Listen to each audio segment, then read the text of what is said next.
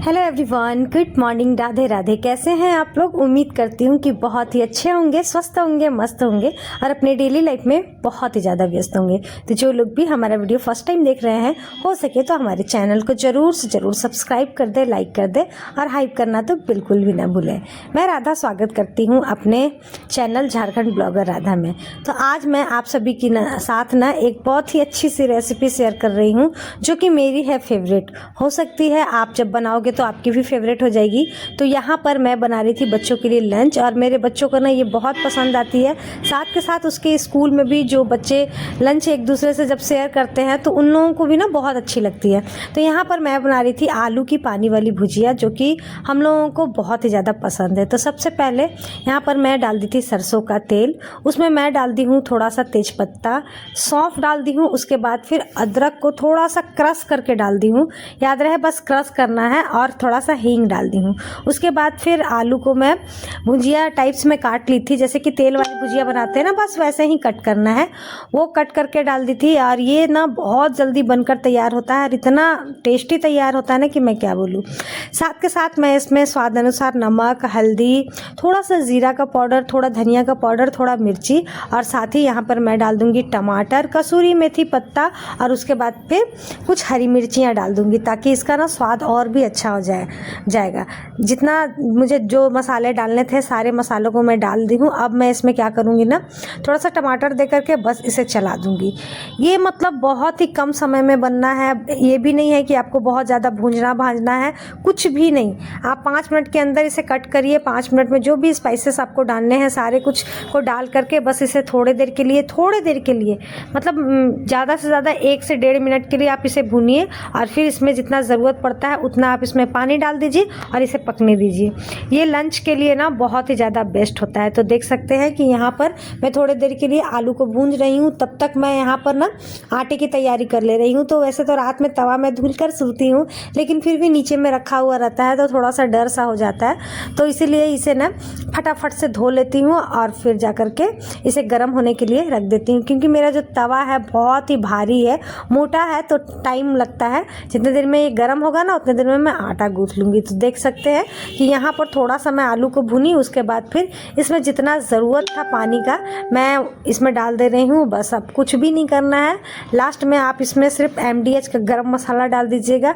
याद रखिएगा बिना लहसुन प्याज का खाना में आप डालिएगा ना वो तो बहुत अच्छा लगता है। मैं कोई प्रमोशन नहीं कर रही हूँ, बस बता रही हूँ। पर्सनली मुझे वो चीज़ें ना बहुत अच्छी लगती है तो मैं आप सभी के साथ शेयर कर देती हूँ। तो यहाँ पर देखिए मैं डाल रही हूँ गरम मसाला MDH का, और बस धनिया की पत्ती मेरे पास नहीं थी तो इसीलिए मैं छोड़ दी, अगर होती ना तो मैं ज़रूर डालती। और दूसरे साइड में मैं यहाँ पर बना ले रही हूँ रोटी। तो ये ना जो लंच होता है 15 से 20 मिनट में एकदम आराम से बनकर तैयार हो जाता है, हेल्दी भी होता है। और मैं ना सभी के लिए लंच एक ही बार नाश्ता एक ही बार बना लेती हूँ। ऐसा नहीं कि दोनों बच्चों के लिए, हम लोग का भी जो होता है रोटी बनाना, सब्जी बनाना साथ में ही बना लेती हूँ। क्योंकि 4 लोगों 5 लोगों के लिए क्या मैं अलग अलग बनाती, तो 4 लोग में ज़्यादा से ज़्यादा मुझे आधा घंटे का टाइम लगा होगा। यहाँ पर मेरा एकदम अच्छा सा स्पेशल सा नाश्ता तैयार हो गया। बहुत ही ज़्यादा स्वाद लगता है, कभी आप लोग बना कर देखिएगा। हमारी 1-2 फ्रेंड कह रही थी कि आलू की पानी वाली भुजिया बताइएगा दीदी कैसे बनाती हैं, तो मैं सोची चलो शेयर कर देते हैं।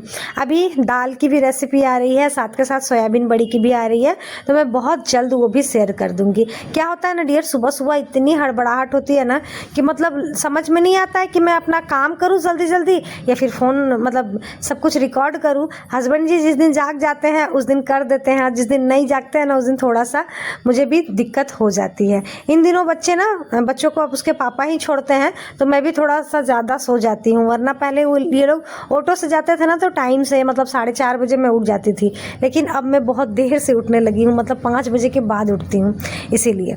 तो उधर वो छोड़ने गए हैं, इधर मैं सोची चलो तब तक मैं क्या करती हूँ कि जितने भी कपड़े हैं ना सब समेट लेती हूँ। ये मेरे लाइफ का ना सबसे बोरिंग काम है, मुझे बिल्कुल अच्छा नहीं लगता है ये कपड़े समेटना।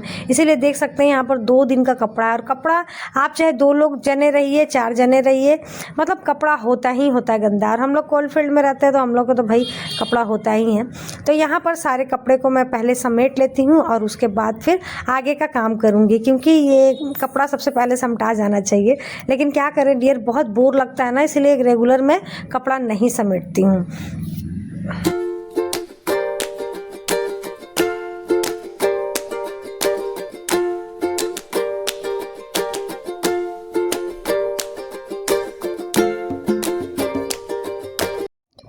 कपड़े तो समेट ली थी, उसके बाद फिर घर का काम भी कर ली, किचन भी क्लीन कर ली, झाड़ू पोछा बर्तन सब कुछ हो गया था। लास्ट में यहाँ पर मैं इस कालीन को बिछा रही हूँ। दिखने में तो बहुत अच्छा लगता है, लेकिन बहुत ज़्यादा मतलब ये ना एक्स्ट्रा काम हो जाता है। प्रतिदिन निकालिए, झाड़िए, उसके बाद फिर से बिछाइए, एक ये एक्स्ट्रा काम हो जाता है। मुझे ना गुस्सा भी आता है, लेकिन नहीं, घर अच्छा लगता है। एक मोहतरमा ने मुझे कमेंट किया था कि तुम्हारा घर और किचन कितना टूटा फूटा है। तो मैं उनको बता दूं कि टूटा फूटा हो चाहे जैसा भी हो, मेरा घर मेरे लिए मेरे सपनों का घर जैसा है, क्योंकि इसका जो कोना कोना है ना, मैं उसे खुद सजाई हूँ। तो इसीलिए प्लीज़ घर के बारे में आप लोग कुछ ना बोलें। Hello everyone, good afternoon, Radhe Radhe. कैसे हैं आप लोग? उम्मीद करती हूँ कि बहुत ही अच्छे होंगे, स्वस्थ होंगे, मस्त होंगे। तो सबसे पहले आप सभी को नवरात्रि की चौथा दिन ही पांचवा दिन चौथा दिन है, चौथे दिन की ढेर सारी शुभकामनाएं। पूजा नहीं कर रही हूँ ना, इसलिए दिमाग भी काम नहीं कर रहा मेरा। तो चौथे दिन की ढेर सारी शुभकामनाएं। क्यों नहीं कर रही पूजा? बता दी है सभी को। आप सभी की नवरात्रि कैसी जा रही है कमेंट करके जरूर बताइएगा। तो अभी ना टाइम हो रहा है दोपहर का, और मैं इनका वेट ही कर रही थी। दाल चावल बना ली थी और जो काम था सारा करके वेट कर रही थी, और आलू भी बॉईल कर दी थी। सोची कि अगर सब्जी ला देंगे तो कुछ सब्जी बना देंगे, या नहीं तो फिर दाल चावल चोखा बना देंगे, क्योंकि अभी तो लहसुन प्याज नहीं बन रहा है। तो यही सारा चीज मतलब रोज अलग अलग तरीके से बना रही हूँ, ताकि इंसान बोर ना हो। तो चोखा जा रही थी बनाने, लेकिन हस्बैंड जी सब्जी लेकर के आ गए हैं। तो चलते हैं फटाफट से इसको कट करते हैं, और एक साइड में आलू की चोखा बना देते हैं, और साथ ही इसे ना भिंडी को कुकर में बनाते हैं फटाफट से। हमारी एक फ्रेंड बोल रही थी कि दीदी आप जो भी बनाइएगा ना जरूर शेयर करते रहिएगा, तो इसीलिए सोची चलो फटाफट से शेयर कर देते हैं। तो ये रहा कुकर। अभी मैं इसमें से दाल खाली की थी, तो सोची कि अगर कुछ लेकर आएंगे तो कुकर में जल्दी बन जाता है। तो चलो देर नहीं करते हैं, फटाफट से इसे चढ़ाते हैं और फिर बनाते हैं। तो चलिए मिलते हैं आप लोगों से थोड़ी देर में। कट कर दीजिए। तो यहाँ पर मैं चोखे को ना छौंक दी, आप सभी के साथ शेयर नहीं कर पाई। तो वैसे तो प्याज वाली चोखे हम लोग हमेशा बनाते हैं भून करके, लेकिन अभी प्याज लहसुन डालना नहीं है। तो इसमें ना मैं थोड़ा सा अदरक घिस कर डाल दी थी, हरी मिर्ची डाल दी थी, और एक टमाटर और थोड़ा सा हल्दी डाल करके और नमक डाल करके अच्छे से उसे भून दे रही हूँ, ताकि उसमें ना बहुत अच्छा सा स्वाद आ जाए। साथ ही यहाँ पर मैं कुकर में डाल दी थी सरसों का तेल, उस पर मैं डाल दी थी पंचफोरन, और उसके बाद फिर भिंडी को फ्राई कर ली ताकि जल्दी बन जाए, इसलिए मैं कुकर में बना रही थी। और सब्जियां अच्छे से गल जाए, वही मेरे हस्बैंड को पसंद आती है। कढ़ाई में गलने में देर होती है, इसीलिए कुकर में बना दे रही हूँ। उसके बाद फिर बेसिक से मसाले डाल देती, धनिया पाउडर, मिर्ची पाउडर, हल्दी पाउडर, फिर स्वाद अनुसार नमक, और बस इन्हीं सभी को डाल करके थोड़ा सा फ्राई की। थोड़ा सा अदरक भी घिस करके डाल दी थी। सरसों सोची थी कि पीस के डालूँ, फिर टाइम नहीं था ना, तो फिर नहीं डाली। बस इन सभी को ना यहाँ पर अच्छे से फ्राई कर लूँगी। उसके बाद फिर थोड़ा सा पानी डाल करके 1-2 विसल आएगा, उसके बाद फिर हो जाएगा।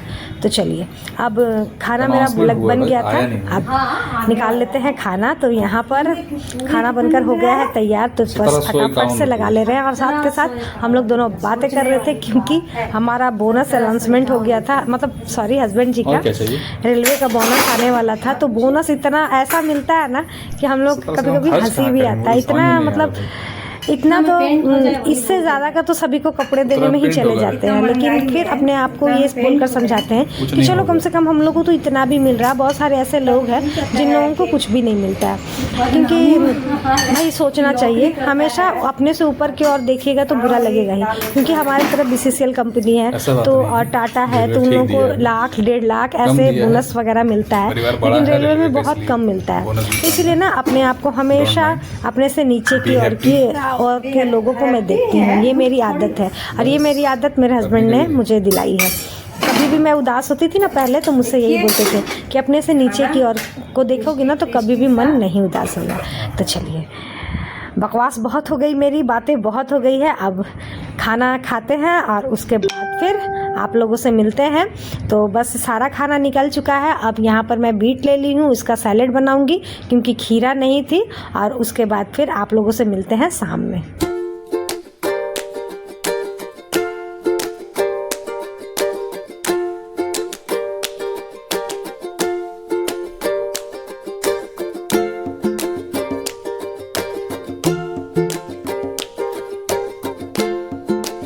सो फ्रेंड, अभी शाम का टाइम हो गया था और बहुत दिनों बाद मैं दोपहर में सो गई थी। उठी ना तो बहुत तेज़ भूख लग गई थी, तो इसीलिए यहाँ पर बिस्किट मंगाई और बिस्किट खाई, क्योंकि अभी तला भुना तो हम लोग खाते नहीं हैं, तो इसीलिए यहाँ पर बिस्किट खा रही हूँ।